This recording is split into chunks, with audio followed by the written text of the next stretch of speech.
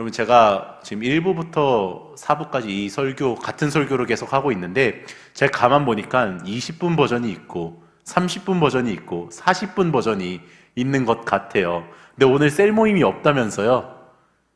네, 그래서 20분 버전으로 하도록 하겠습니다. 좋아하시면, 네, 저도 좋습니다. 네, 그래서 오늘은 이 마태복음 9장 35절에서 38절의 말씀을 가지고 하나님 나라 백성의 손품 23번째 이야기입니다. 긍휼이라는 주제로 함께 말씀을 나누고자 합니다. 여러분, 지난 우리가 한 달 동안 큰 주제로 어떤 주제로 설교를 들었습니까? 기억나나요? 뭐였죠? 동현 형제? 지난 한 달 동안 큰 주제. 무슨 달이었죠? 지난 한 달은? 네, 용서라는 주제로 했어요. 그래서 그 용서 안에는 공감도 있어야 되고 화해도 있어야 되고 이런 것들을 우리가 배우게 되었습니다. 여러분들은 용서하시면 어떤 인물이 가장 떠오르시나요? 용서하면 어떤 인물? 우리 하민 청년은 너무 정답인데? 예수님 빼고 우리 찬이, 내 사랑하는 찬이. 내가요? 저 찬이 용서 많이 했습니다. 고등학교 때 얼마나 예배를 그렇게 많이 빠지던지. 수련회나 놀러 올 때만 오고, 근데 청년부 보니까 다 와요. 그래, 용서할 수 없어요. 네, 또 용서하면 누가 떠오를까요? 용서하면 많은 사람들이 떠오르게 될 것입니다. 우리나라 한국 교계로 제일 유명하신 분은 손양원 목사님이라는 분이 계세요. 여러분들도 한 번쯤은 이름을 들어보셨을 거예요. 이분이 왜 용서의 대표 주자가 되셨냐면, 이 사람에게 두 아들이 있었는데 두 아들 모두 6.25 전쟁 때 북한군에 의해서 죽게 됩니다. 그런데 그 아들을 죽인 북한군이 잡혔어요. 국군에게. 잡혔는데 국군이 그를 포로로 인정 안 하고 그를 총살시키려고 했었습니다. 그런데 그때 손양훈 목사님이 다급히 다가가서 총살시키지 말라고, 난 그 사람 용서했다고, 오히려 그 사람을 내 아들로 삼겠으니 그 사람을 돌려보내지도 말고 총살시키지도 말고 나와 같이 내 자녀가 되게끔 해달라라는 요청에 국군도 그걸 들어주고 손양원 목사님은 자신의 두 아들을 죽인 그 북한군을 자신의 양자로 삼으셨습니다. 그렇게 해서 손양원 목사님을 용서의 대표주자라고 한국 교계는 많이들 이야기하죠. 근데 오늘 주제는 뭡니까? 긍휼입니다. 근데 여러분들 긍휼하면은 어떤 인물이 떠오르나요? 긍휼. 현준 형제, 긍휼하면 누가 떠오를까요? 긍휼? 여기 너무 정답이고 너무 좀 고지식한 건가? 너무 다 정답만 말해요. 네, 예수님 말고 그러면은 준영 형제, 긍휼하면 누가 떠오르나요? 잘 모르겠어요. 그럼 찬이 아까 있으니까 은비. 긍휼하면 누가 떠오르나요? 긍휼? 안성민 목사님? 네, 감사합니다. 네, 저는 긍휼하면은 이분이 제일 먼저 떠올라요. 마더 테레사라는 분입니다. 여러분, 이분 얘기 많이 들어보셨죠? 네, 여러분, 마더 테레사 뭐 하신 분이신가요? 그냥. 네, 여러분, 이름은 많이 들어봤을 거예요. 그리고 조금 안다면, 이분 노벨 평화상 받으신 분이에요까지는 알고 있는 사람들이 많아요. 근데 그분이 정확히 무슨 일을 했는지는 모르는 경우가 많이 있습니다. 마더 테레사 수녀님이 어떤 일을 하셨냐면 인도 캘커타라는 지역에서 빈민과 약자들을 위한 구제 활동을 많이 하셨어요. 특별히 가난하고, 인도에는 아직도 신분제도가 있잖아요. 카스트 제도라는 신분제도가 있는데 그 신분제도의 제일 아래에 있는 소외받은 사람들을 그들에게 음식과 의료품을 제공해주는 사역을 하셨습니다. 특별히 당시 인도에는 죽음에 대한 존엄성이 약했어요. 특별히 누구에게 약했냐면 돈 많고 귀족들 말고 그 카스트 제도 제일 아래에 있는 빈민들, 소외받은 사람들은 병 걸리면 그냥 죽어야 됐어요. 그냥 죽는 것도 아니고 고통스럽게 죽어야 됐어요. 고통스럽게 죽는 것뿐만도 아니로 이웃이랑 사회랑 멀어져야만 했었어요. 근데 그런 사람들을 불쌍히 여기셔가지고 호스피스를 세우고 그들이 그나마 고통 없이 죽게끔, 그나마 그들이 고통 전에, 죽기 전에 기쁨을 누릴 수 있기를, 그나마 그들이 죽기 전에 주변 사람들로부터 서로 격려하고 위로를 받을 수 있게끔 그들의 죽음의 존엄성을 지켜주시기 위해 호스피스도 세우기도 했습니다. 그렇게 45년 동안 123개국 610개의 단체를 설립해서 그 사역을 충실히 감당하셨다라고 이야기를 합니다. 그런데 이 마더 테레사 수녀님이 돌아가신 다음에 남긴 유품을 확인해 봤어요. 이 마더 테레사 수녀님이 남긴 유품은 딱 두 가지였어요. 첫 번째는 죽을 때 입었던 옷, 그리고 두 번째는 내일 입을 옷. 딱 두 벌이 남겨져 있었다라고 이야기를 합니다. 그런데 여러분 상식적으로 생각해 보십시오. 아무리 선교단체고 봉사단체지만 여러분 생각해 보십시오. 월드비전의 회장이 죽을 때 옷 두 벌밖에 없대요. 이해가 되시나요? 컴펜션 회장이 죽을 때 옷이 두 벌밖에 없었대요. 이해가 되나요? 여러분, 어떤 대형교회 담임 목사님이 아무리 전도와 복음 사역과 구제 사역에 열심히 했는데 죽을 때 옷이 두 개밖에 없었대요. 상식적으로 이해가 되나요? 상식적으로 이해가 되는 모습은 아니에요. 아무리 그 사역의 중심이 구제 사역이라고 했을지라도 123개국, 610개의 단체를 운영했던 사람인데 어떻게 남는 게 그렇게 없었을까요? 마더 테레사 수녀님은 자신이 후원받은 그 모든 것을 고스란히 그대로 다 빈민과 약자들을 향한 구제에 사용했기 때문입니다. 그런데 여러분, 아까 본 손양원 목사님도 마더 테레사 수녀님도 여러분 우리가 볼 때 이 두 분들은 상식에서 벗어난 분들 같아요. 어떻게 자기 아들을 죽인 사람을 아들로 삼지? 어떻게 그렇게 많은 후원을 받았는데 그것을 다 하나도 자기한테 쓰지 않고 다 빈민과 약자들에게 쓸 수 있지? 우리의 생각에선 오히려 그걸로 조금 건물도 짓고 차도 사고 자기 집도 만들어 놓고 하면은 더 좋았을 텐데 라는 생각을 하게 되잖아요. 그래서 이 두 분의 하신 그런 사역들을 보면은 우리의 인간적인 상식으로는 이해하기 힘든 모습들입니다. 근데 이 두 분에게 공통점이 있어요. 어떤 공통점이냐면 손양원 목사님이 북한군을 용서하신 이유와 마더 테레사가 그 빈민과 약자들을 위해 자신의 모든 것을 다 내어주고 그 사역을 감당했던 공통점이 있어요. 그 공통점이 뭘까요? 바로 예수 그리스도셨다라는 거예요. 손양원 목사님은 이렇게 이야기했습니다. 자기 아들을 죽기까지 내어주신 그 하나님이 나를 용서하여 주셨는데 내가 하물며 내 아들을 죽인 이 북한군을 용서하지 않을 수 있겠습니까? 라고 이야기하며 용서했다라고 합니다. 마더 테레사는 그 이웃들에게 어떻게 구제했냐면 나는 그들 모두에게서 하나님의 형상을 봅니다 라고 이야기를 했어요. 하나님의 형상으로 태어났는데 고통스러워하고 눈물 흘리하고 그리고 아파하고 있는 그 존귀한 자들의 모습을 보고 그들에 대하여 긍휼의 마음이 생겼다라고 이야기합니다. 여러분, 이렇게 예수 그리스도의 은혜는 그리고 그분께서 우리에게 주신 자원은 인간의 한계를 뛰어넘게 하는 역사가 있습니다. 근데 여러분 그거 아시나요? 이 두 분이 받은 그것 여러분들도 똑같이 받았다라는 거예요. 그런데 왜 우리는 이 두 분과 같이 못하고 심지어 예수 그리스도의 모습도 닮지 못하고 우리는 계속해서 오히려 그 예수 그리스도의 모습에서 멀어져만 가는 것일까요? 그 이유는 크게 두 가지로 볼 수 있어요. 첫 번째는 예수 그리스도의 그 은혜를 받았지만 내가 내 스스로의 마음과 생각과 감정과 내가 가진 것들을 포기하는 자기 부인이 하기 싫은 거예요. 왜요? 내가 죽어야 되니까요. 내가 죽어야 예수 그리스도의 그 은혜가 내 삶에서 실제가 되는데 내가 죽기 싫은 거예요. 난 내가 하고 싶은 거 하고 내가 가지고 싶은 거 가지고 싶고 난 내가 지키고 싶은 거 지키고 싶은 거예요. 그래서 그 하나님의 은혜가 부족한 건 아니에요. 절대로. 하나님의 은혜가 내 삶에 그 어떤 영향도 미치지 못하고 있는 것이다라는 거예요. 두 번째로 우리가 왜 그런 것을 못하냐? 그것은 우리가 그 은혜를 가지고 있다라고 생각하지 않기 때문입니다.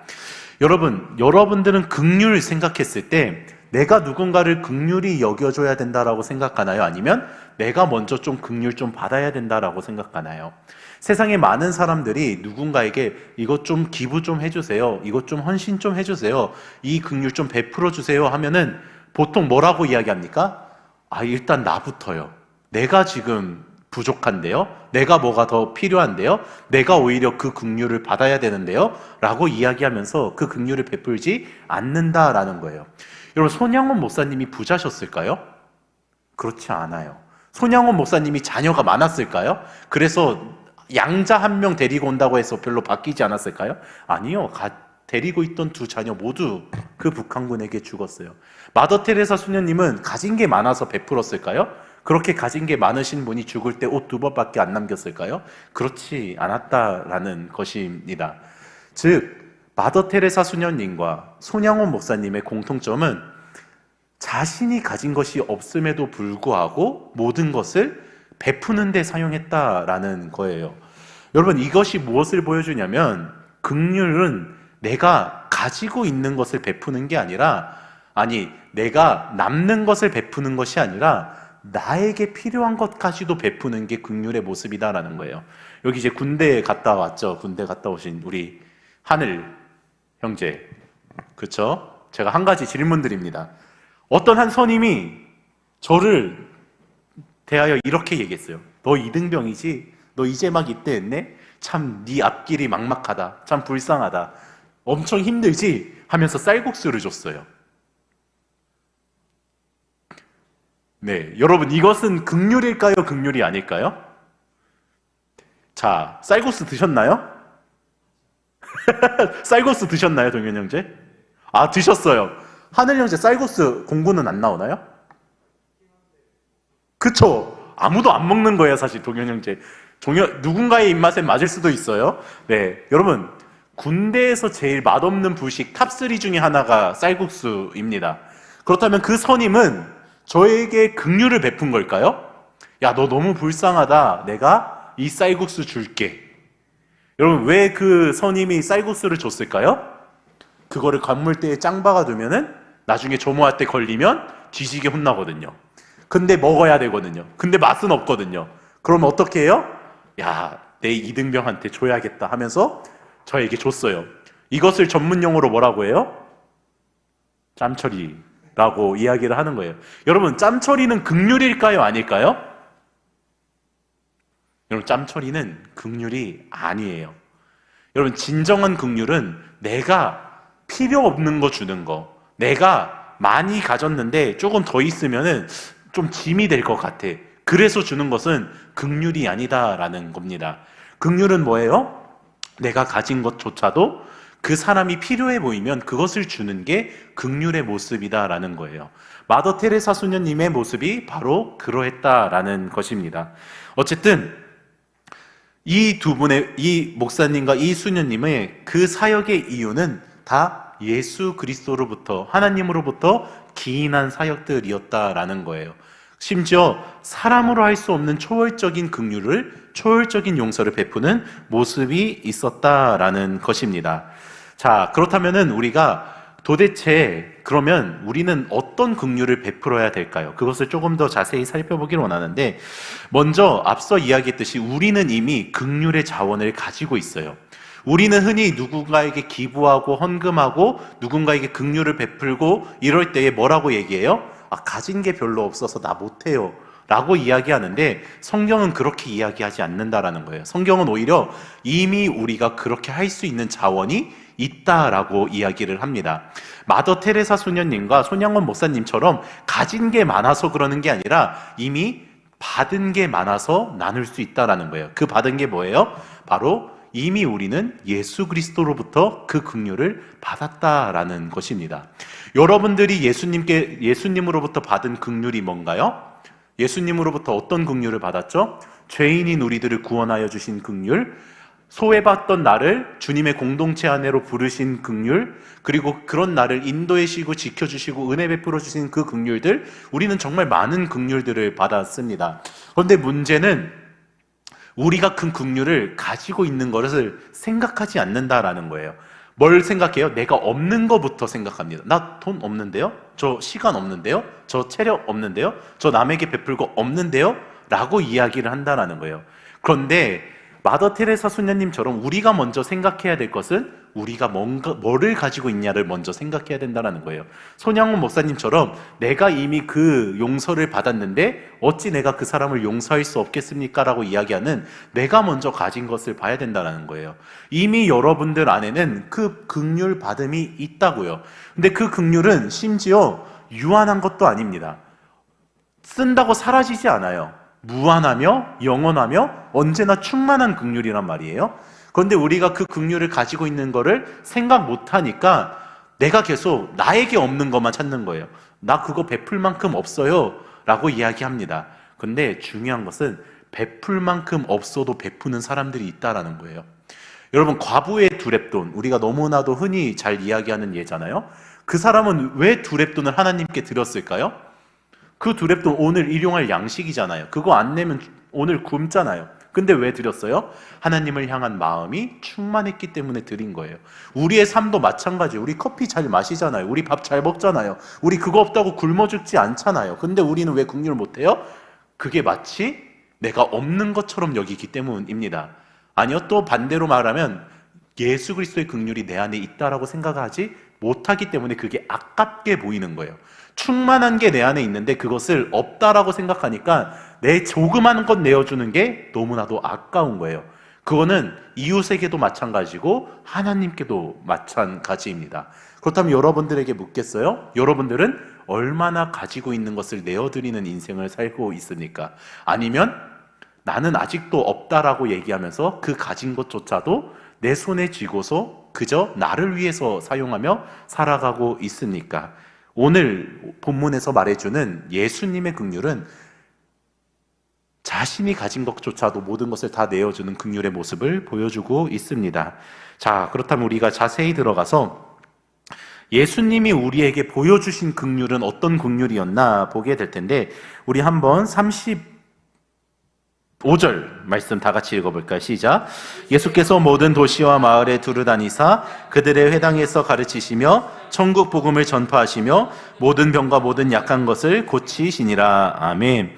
예수님께서 하신 사역을 우리는 흔히 3대 사역이라고 말하는데, 이 3대 사역이 무엇이냐? 첫 번째는 가르치시고, 두 번째는 전파하시고, 세 번째는 고치셨다라는 거예요. 근데 무엇을 가르치시고 무엇을 전파하시고 무엇을 고치셨을까요? 첫 번째는 진리를 가르쳤다라는 거예요.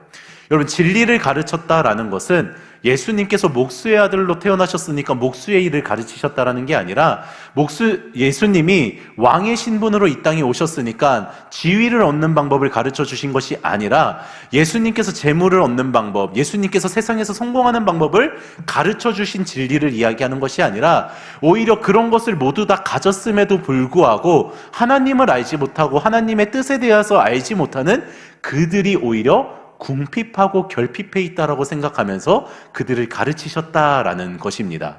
다시요, 예수님은 이 세상에서 성공하는 방법을 가르치시지 않으셨어요. 여러분들은 무언가 부족하고 결핍하다라고 느낄 때 무엇을 찾나요? 돈이 부족하다라고 생각할 때는 돈을 버는 방법을 찾습니다. 내가 뭔가 세상적인 지위가 부족하다라고 생각하면은 그 세상적인 지위를 높여줄 방법을 찾아다녀요. 내가 만약에 뭔가 직장이 내게 조금 부족하다라고 생각하면은 내게 좋은 직장을 찾으려고 합니다. 근데 예수님은 그런 것을 가르치시지 않았다라는 거예요. 예수님께서 더 집중하셨던 것은 육체적인 필요가 아니라 그들의 내면적인 필요, 그들의 영혼의 필요였다라는 거예요. 그래서 예수님이 전한 게 뭐예요? 진리였다라는 것입니다. 여러분들의 삶에 무엇이 필요하다라고 생각하나요? 여러분들 항상 이야기하잖아요. 나 긍휼이 필요해, 나 도움이 필요해, 나 뭔가 필요해, 나 이것저것 있어야 돼 라고 이야기하는데, 여러분들은 그곳 가운데 진리가 여러분들 삶에 구하여지고 있냐라는 것입니다.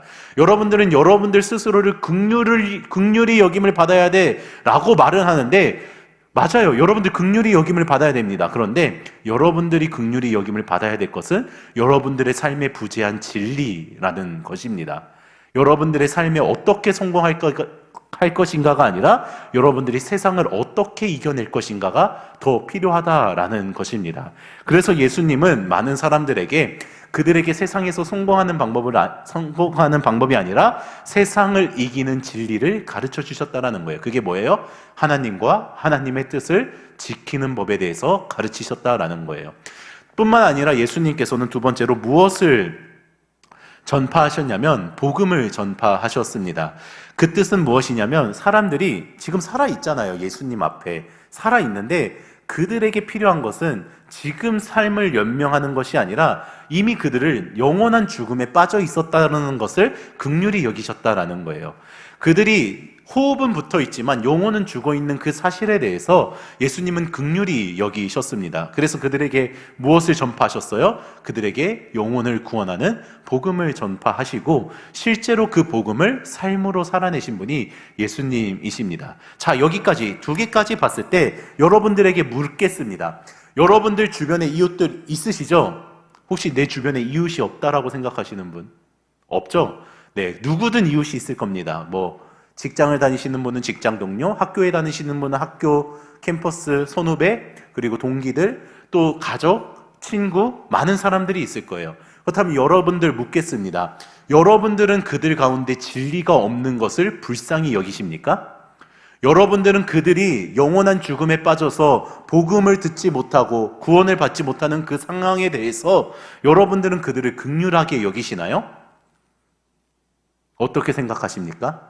이번 한 주 누구 한 명이라도 진리가 그 사람 삶의 실제가 되지 않는 것을 통하여서 누구 한 명이라도 그들이 복음을 듣고 구원받지 못한 것으로 인하여 여러분들이 마음 아파하신 적이 있으신가요? 없다면 우린 반성해야 됩니다. 왜냐하면 예수님은 평생 그것을 위하여 사역하셨기 때문입니다. 여러분, 예수님의 제자라면서요. 예수님 따라가겠다라면서요. 예수님 조금이라도 닮고 싶다면서요.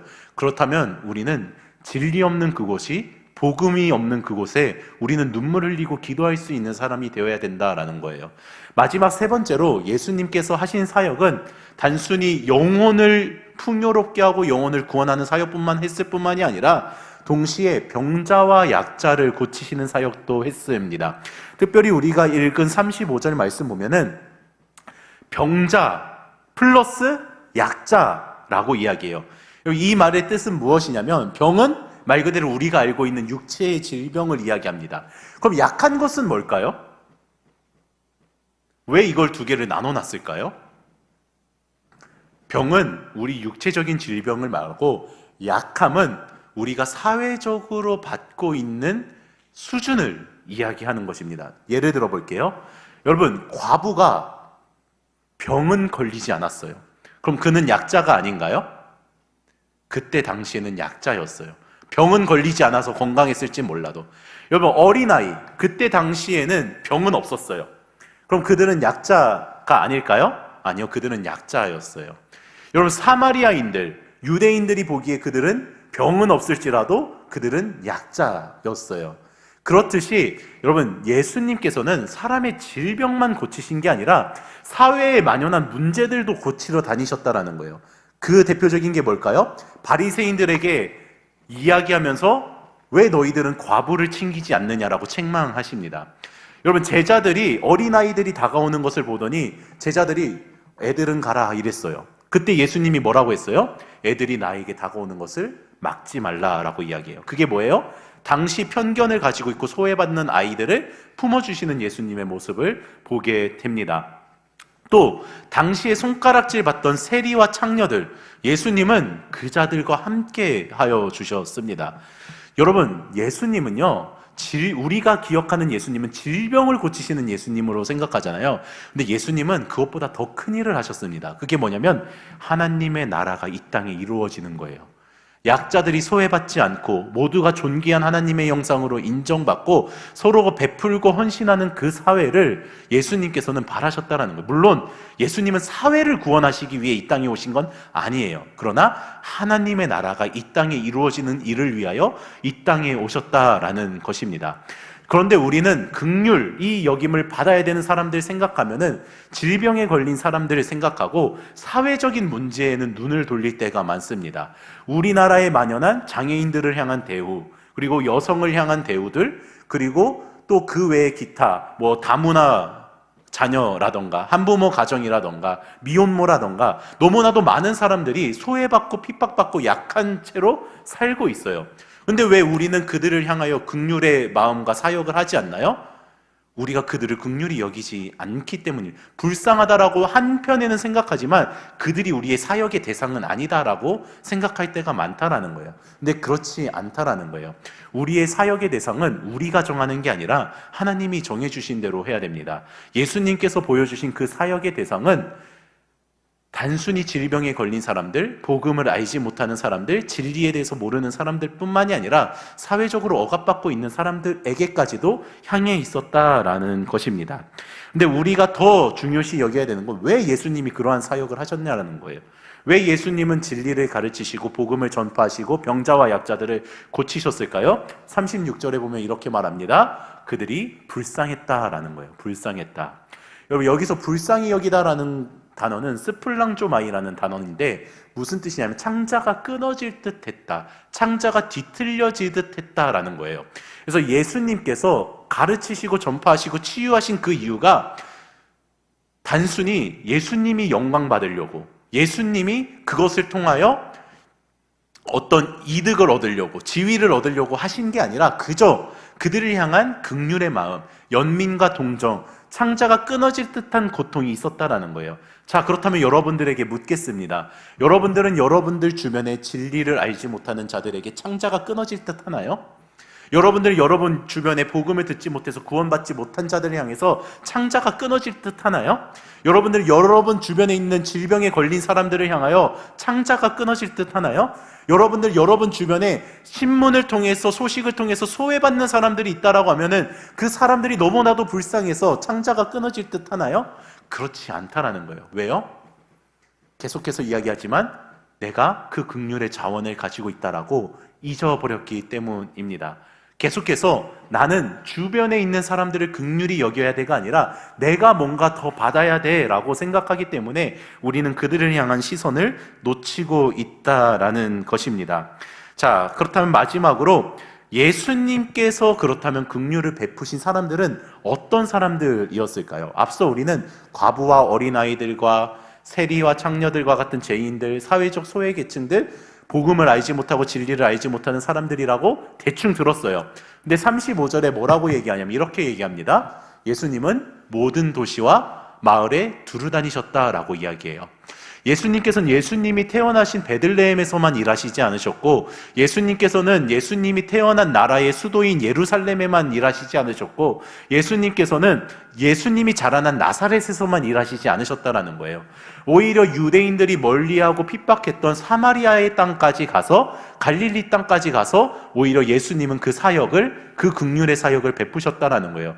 이 말은 무슨 뜻이냐면 예수님에게 사역의 대상은 제한이 있었다 없었다? 없었다라는 것입니다. 우리는 흔히 이렇게 얘기해요. 부자가 무슨 긍휼이 필요해요? 저 사람은 사회적 지위를 가지고 있는데 무슨 긍휼이 필요해요? 저 사람은 잘 먹고 잘 사는데 무슨 긍휼이 필요해요? 라고 이야기합니다. 그런데 그렇지 않았다라는 거예요. 예수님은 죄인들을 찾아가셨지만 의인들도 찾아가셨어요. 예수님은 사회적 약자들을 찾아가셨지만 정치인들도 종교 지도자들도 찾아가셨어요. 예수님은 아픈 사람을 찾아가셨지만 건강한 사람도 찾아가셨어요. 그 뜻은 뭐예요?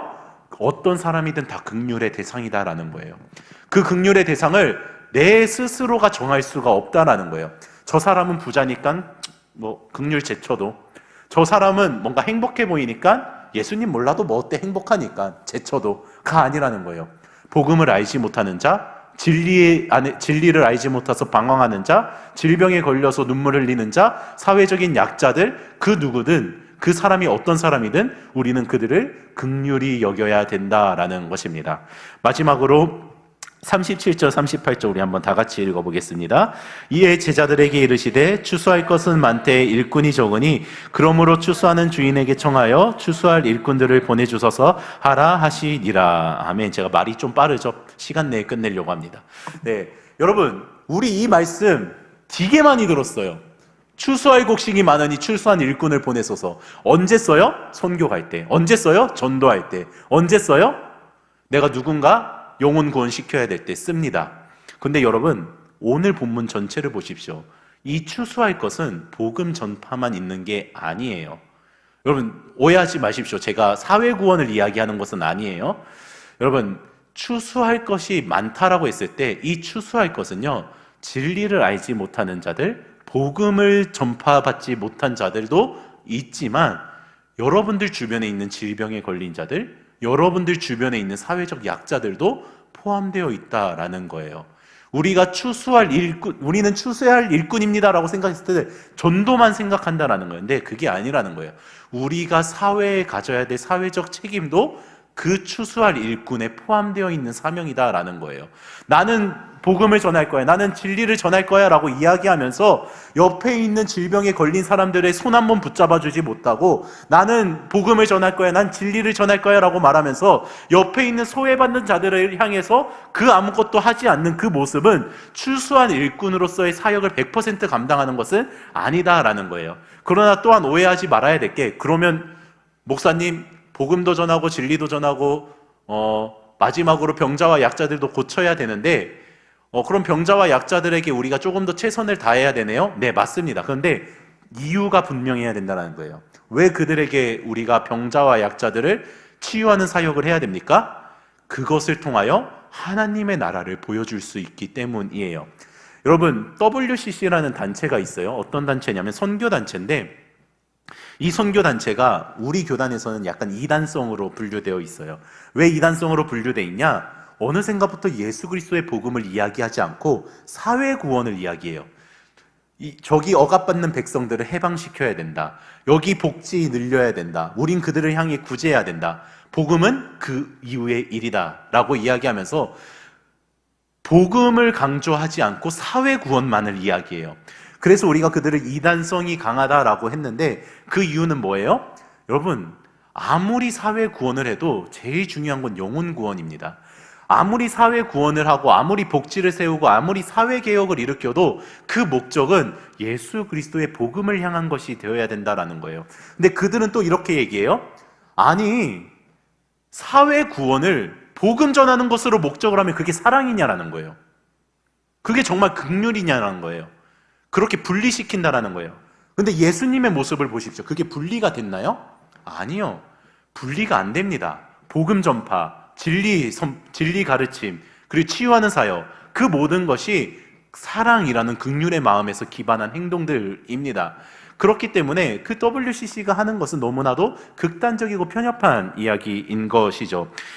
또 우리는 반대로 그 WCC에 너무 극단적으로 대응해요. 사회구원을 이야기하지 않습니다. 사회구원은 아니지만 사회적 책임을 이야기하지 않아요.